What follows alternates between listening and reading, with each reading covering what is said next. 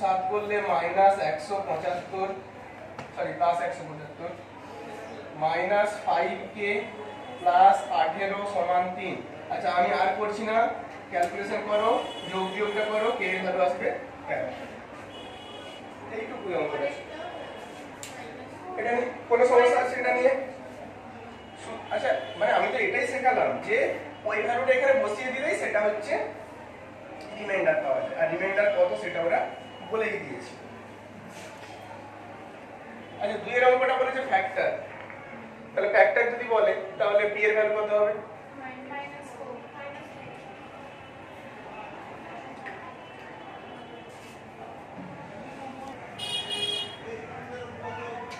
এটা 2 এর অঙ্কটা ফ্যাক্টর বলেছে x - 6, তাহলে 6টা যদি এখানে বসাই তাহলে যেহেতু ফ্যাক্টর রিমাইন্ডার কত হবে? 0 হবে। যেহেতু ফ্যাক্টর বলেছে তাহলে f অফ 6 এর ভ্যালু কত হবে? 0। তাহলে 6 বসিয়ে দাও।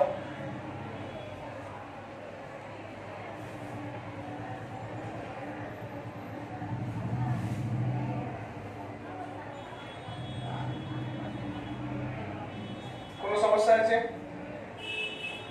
মানে তারপরের অঙ্কটাও তো 2 এরটা যদি পারো 3 এরটা কেন পারবে না? 3 এরটাও তো a এর ভ্যালু -3 আর a এর ভ্যালু হচ্ছে -1/3 বসাও, দুবার বসাতে হবে। দুটো ফ্যাক্টর মানে এটা সমান একবার 0, এটা সমান একবার 0, ওখান থেকে k এর ভ্যালু একবার বের হবে, এর ভ্যালু একবার বের হবে। আমি বলে দেবো, বাট ট্রাইটা করো।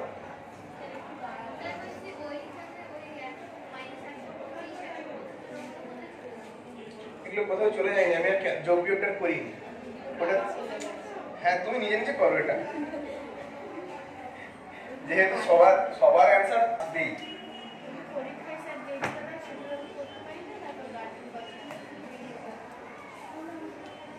হয়েছে? আমি এর ভ্যালু কত আসছে?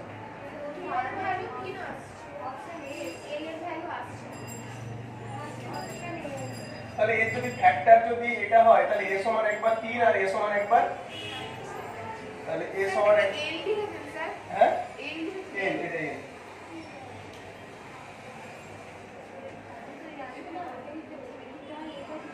এই দুটো বের করলেই তো হয়ে যাবে, আর তো কিছু নেই।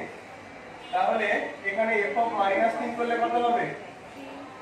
a এর জায়গায় -3 বসবে, তাই না? তাহলে k ইনটু -3 এর whole square plus l into -3 plus 3 সমান 0। এখান থেকে ক্যালকুলেশন করলে আসবে 9k -3l প্লাস 3 সমান 0। একটা ইকুয়েশন চলে আসলো। এবার কি বসাবো? 1 এর 3 বসাবো। এবার 1 এর 3 যদি বসাই তাহলে k ইনটু -1 এর 3 এর whole square plus l into -1 এর 3 plus 3 equals to 0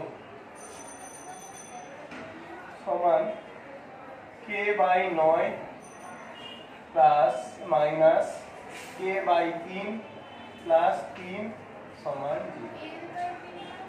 l by 3 এখান থেকে এবার এলসিএম করে দিতে হবে k মাইনাস 3l প্লাস, এটা একটা ইকুয়েশন, এটা একটা ইকুয়েশন। আরে অঙ্কগুলো তোমরা তো ভালো বুঝছো, অঙ্কগুলো পারবে না কেন?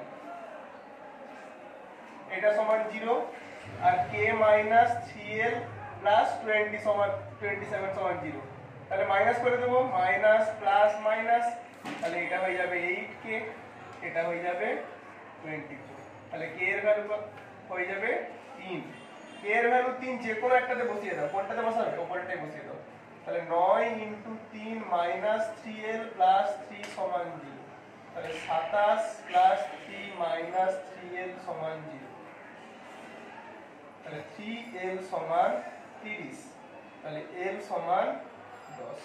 তাহলে k আর l কি হবে? একটা হবে 3, একটা হবে 10। দাঁড়াও দাঁড়াও দাঁড়াও, আগে বলে নাও স্নেহা কি বলছো বলো। হ্যাঁ হ্যাঁ, কিন্তু দেখো ব্যাপারটা হচ্ছে ওরা না এতটা ভদ্র নয়, ওরা এই লাস্ট অপশনটা এটা দেবে না। কি দেবে বলো তো? কোনোটাই নয় বলে একটা অ্যানসার অপশন দিয়ে দেবে।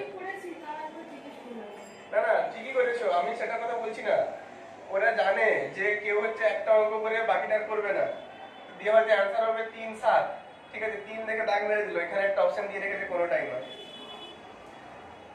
এবার তুমি ঘরে এসে গুনবে যে আমার তো 80 হয়ে গেছে, দিয়ে দেখবে এরকম কোনোটাই নয় দিয়ে 3টা ভুল হয়ে গেছে।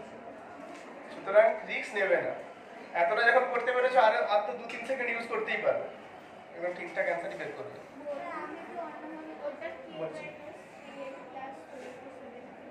k minus 3l plus 27, এখানে a সমান মাইনাস 1 3 বসিয়েছি, এই লাইনটা বুঝতে পেরেছো? এবার এলসিএম করেছি, 9 এলসিএম 9, তাহলে k মাইনাস এলসিএম করলে মাইনাস 3l আর এই কোণার এটা মাল্টিপ্লাই হলে 27, সেইটা এখানে লিখে দিয়েছি, এইটা ইকুয়েশন একটা ইকুয়েশন। এবার মাইনাস করে দিয়েছি, মাইনাস করলে এই দুটো কাটাকুটি হয়ে গেছে, এটা 8, এটা মাইনাস 24 ইকুয়াল টু 0, k সমান। হ্যাঁ এবার বলো কার সমস্যা, দুজনের সমস্যা সমাধান করেছি, তোমারটা কি বলো? হ্যাঁ এটাও একটা প্রসেস, আমি এটাই বলতাম, যদি দুটো ফ্যাক্টর এরকম দিয়ে দেয়